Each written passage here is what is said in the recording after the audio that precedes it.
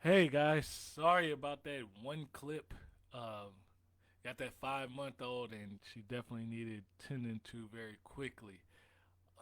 But definitely want to say thank you for each one of you in the group. It's definitely seen an increase, so welcome to all the new members. Definitely want to meet you where you are financially. That's the goal.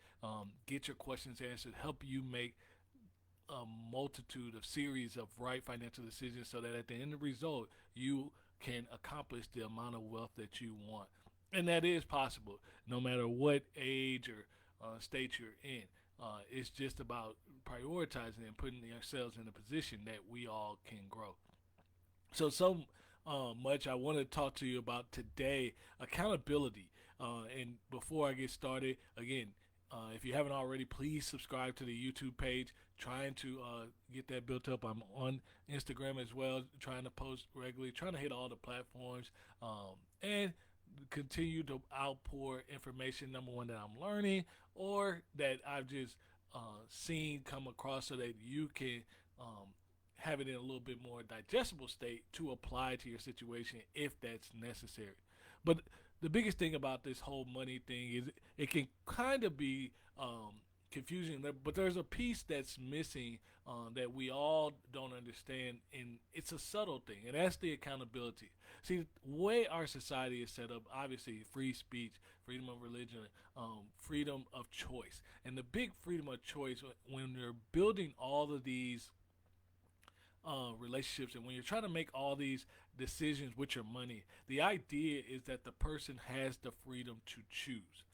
The problem with the freedom to choose is when you hand somebody an income and don't direct them to understand how powerful that income can be, and don't help them to understand how do you make a good solid decision from a financial perspective when you're making those choices. That's where um, we find ourselves with, there are people who learn and kind of grow, and then there are some that just can't make the progress traction that they would like. But they're free to do so. See, the thing is, when you look at how banks, credit unions, everyone operates, the idea is that the information is there for you to actually learn about the dangers of credit, learn about the dangers of foreclosure, learn about the dangers of missed payments and the repercussions of bounce checks and check holds, and so many different things that come into play when you're operating through the financial system, getting a loan, qualifying for a loan, saving, investing for retirement. All these things have honestly been put on your doorstep, and our tax code actually reverberates that, meaning why people don't have pensions anymore. Well, number one, they're costly, but then the other thing is, by putting that responsibility on you, that alleviates a huge financial burden for the employer. And it's some 70 to 90% of employers that actually offer a 401k. So the participation is high, but why aren't people taking care of the match? And why people aren't using this tool? And why people don't understand the Roth side of things and what that can do for you? All these different nuances in your money comes back to the accountability, and ultimately the accountability of yourself. So when you think about the accountability of yourself, no one's typically going to come call you until the problem has gotten very dire. Meaning, you don't get called when you first, I mean, you might get a notification when you first make get a late payment, but it's not really until you get three late payments or more down the road that, oh, I'm about to get this car taken. Oh, I'm about to get this house taken. I didn't know this could happen. How do you recover from this? Oh, I've been signing, and didn't realize I don't really have actually all the money to pay for these things because this person approved me, but the approval, they're only going to know so much about your financial situation when trying to make an educated decision. It's on you to control your money and know how much you can qualify for, and how you're going to make that, how you're going to borrow responsibly so that you can make the payment to pay it off in a equitable time frame. So it's on you to really think about and make the progress you want with your finances. And in this world where we have content, where we have the internet and technology has really connected and taken us too far. You would think at this point, why haven't we made strides? Now we have a little bit, but the fact is, the financial literacy component still remains um, more of a struggle for what's considered one of the richest countries in the world. So, how does accountability take a place in this? Well, first, I want you to think about your finances as you do your health. See, oftentimes people aren't going to go to a doctor, and they don't often like going to a doctor because usually you find out, like a mechanic, that there's something more wrong with you than you wanted to admit. But the thing about going to a doctor is at least you have all the information and not just a piece. And at least when you really go to a doctor, if you're not going for a regular checkup, you would not have caught that information. So if you go on your regular checkups, you'll get the hey, I'm starting to see this show up. Let's track it and see how it is. Versus you're in the emergency room, something that happened. Oh, you've been having this issue for so long because you never went to the doctor. The same thing with your financial health. Oftentimes, people get glaringly focused or show that they need to get control of their money once they find themselves in a hardship, whatever that may be. And everybody's definition of hardship and level of hardship is different. For me, it was I was tired of being without a job and not having any money. And when I looked at the decisions or things that I was trying to do, I was limited by money. So I would want to tell you, if you're going to be accountable, there's a couple different ways you could do that. Number one, it all stems from you. You can change your mindset, you can change everything, but ultimately, you have to know whether you want to agree with it or not. You are responsible for what your money does. You are responsible for how you get ahead with your money, how you get educated to make the right decision. You're responsible for that. But the good thing about the responsibility is you don't have to go there alone. And I would encourage you, don't try to go at it alone. Because you going at it alone got you to whatever situation you're in now. And while some that might be successful, others it had you take some solid practical wisdom. You likely could be a lot further than yourself. Two, also thinking, what if it's just you, or how do you start to build that accountability? Well, number one, you look at and define and write out a budget. One of the most simple ways you can be accountable is if you're going to spend $200 a month in groceries, or if you're going to spend 150 in gas, or if you're going to spend 100 on clothes, or whatever, however you divvy out your categories, stick to that number. Hold yourself accountable. And the reason why it's so hard is because as soon as you spend a dollar, no one's going to stop you if you go over. No one's going to jolt you with an electric shock if you swipe your card and it's now over. You might get declined if you don't have the money there, but you're not going to get reprimanded right away. So you have to build this in. This is your responsibility that you have to make sure that if you have a budget, when you have a budget and making a budget, you stick to the number that you wrote down. And if that number seems to be off, then you need to readjust to make sure you are forecasting correctly. You have to do this. Next, you have to think about what are the things that are influencing. So you have your budget, you have your plan, and you're ready to roll. But then what are the next things that can influence your accountability?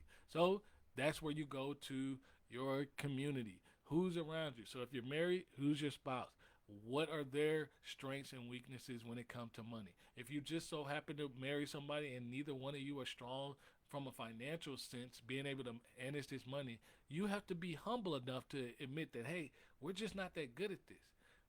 What can I do? What can you do to build yourself up? Well, if you and your spouse, or if it's just you single, you start to look at people who is able to do things and who do I know is contradictory to how I agree. It does you no good to have accountability with somebody who lives the same lifestyle the way you live, meaning they splurge, meaning they have no good system in place for their money. They're not making good financial decisions. It's not going to help that person. It's not going to help you for that person to be your measure of accountability. You need someone who is a strong saver, someone who is budgeting every month or knows every dollar, someone who is getting out or already out of debt and well on their way to be in a millionaire or build the wealth the way they want to. That's what you need, and you need multiple varieties of that. You need women, um, how, mom, dad, whatever the case may be. You need to be open to that, and you need to set up a system in place so that that person is checking on you regularly, so that you stay on track. Again, ultimately that person can't beat you, and ultimately that person can't um, rob you of your card or whatever. But you have to have that constant message going in so that you understand you decided you want to take more serious action with your money and you want to make progress. Well, you have to defend against your own understanding, which got you in the trouble in the first place. Being open to that is a huge stride. Then, last point of accountability, you have to set reasonable targets that fit within your bandwidth. So you can't go out and say, "Hey, I want to save 40, $50,000," and you make 40, $50,000. That wouldn't be okay. So if that was the case, you would say, "Hey, how can I increase my income? How can I grow?" But it's important that you understand that these things are realistic because number one, that will help you with your sense of accomplishment. That will help you with your reality of progress, and that will help you sustain for the long term. Because right now, when you start something new that's so fragile with your money, you need wins. That's why so many people like the debt snowball because they see the wins of not doing the things they want to do with their money and paying off the debt. That's it. But the savings is a little bit different. You have to set up different avenues. You have to make it, oh, do I say do I celebrate every thousand I'm able to save? Do I say celebrate the fact that I can consistently save every month? Do I celebrate just the fact that I have an emergency fund and I'm making progress with my 401k? Whatever the case may be, you have to build different incremental steps that will take you further. And as you cross off those steps, more opportunity will come up. And it's important that you understand the accountability of this because your 401k, your credit, your budget, your money, all these things are your responsibility. And it's very, very important for your progress that if you don't want to hold yourself accountable, that's okay. But financially, don't expect to make the progress that you want. Because at the end of the day, when you come down, whether you have kids or not, and whether you're looking at a legacy or whether you're looking at this, your finances through a legacy type lens or not, just the fact of when you think about how hard and you work and the biases that you may have encountered and got stepped over for a promotion or you got um, let uh, let go or things were just challenging throughout your career. And when you look at the average person makes well over 2.5 million over a 30-year career, and you look back, and the only thing that you can consistently say was that you can show for that money is it came in, it went out. Oh, I had a couple meals here and there, but what if you could? What did you actually have? How is that setting you up? And you're trying to make ends meet on um, what's supposed to be an additive to your retirement, that being Social Security. It's definitely important for you to understand that it's well within your reach to attain a level of wealth. Now, where you're trying to go and what you have to get there may be off, and you have to reconstruct and you have to realign your goal to realistic expectations. But understand you can amass a level of wealth. Everyone can do it at any income level. But it does take doing different decisions. It does take, hey, I'm not going to do certain things at certain times. It does take deferred gratification, waiting to do things to set yourself for a bigger win long term. Accountability is really interesting because we're let go into this world to make a lot of decisions. And it's not until, again, you get real far down the road and there's a problem that most people are able to yank back. So I'm encouraging you to put things in place now that is going to set you up for the long haul and start to build out the life that you want and allow yourself to understand that, hey, that will evolve over time. as more options and more things become available from a luxury standpoint, you'll decide and discern what you choose to spend your money on. But at first, you do have to cover the bases and you do have to lay a solid foundation, because that is what's going to allow you, no matter what financial mistakes you made prior or will make in the future, because we don't stop making financial mistakes, but you can still have the financial progress that you want and need and desire in your future. I hope you guys enjoyed this video. If you like it, give it a thumbs up. If you haven't already, please subscribe to the YouTube channel if you're watching this on YouTube. And I can't wait to see you guys in the next video.